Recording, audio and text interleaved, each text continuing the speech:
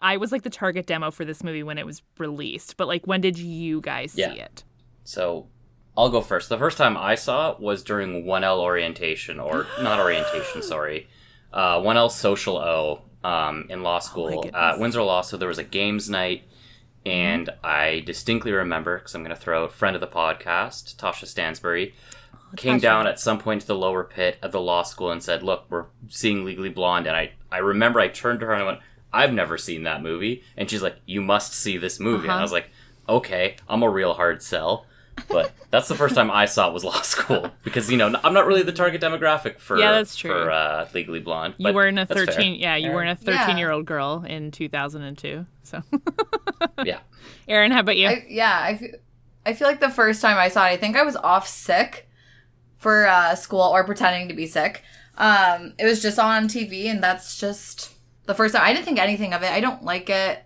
That's fair. Per se, right? It's just okay. not my thing. Oh, no, you're allowed to say that. You're also not the target demographic either. Yeah. I'm not, not into law, but, Reese Witherspoon does a great job, and it is a good movie. Just, not my not your cup of tea. Yeah. No, it's one of those things where, like, and, like, I feel this way about many movies, but sometimes they're just movies that come out, like, when you're that age, right? Like, that, like, 11 to 14-ish age.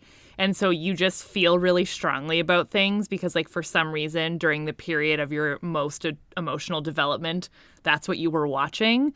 Like, I feel very similarly about, like, A Knight's Tale, even though I know that is, like, not an objectively good movie. It's, like, it's irrelevant to me. It's, like, one of the most formative movies of my adolescent development, so I love it so much. But, yeah, like, I don't know. I think objectively as a film, Legally Blonde is, like, I don't know, like a 6 out of 10, 7 out of 10. Like, it's fine. It's like a watchable movie. Like, it's not a masterpiece or anything. It's just one of those things that I think has garnered quite a cult following over the years, especially with people my age, like people who are like in their early 30s, and especially amongst lawyers. Lawyers love this movie.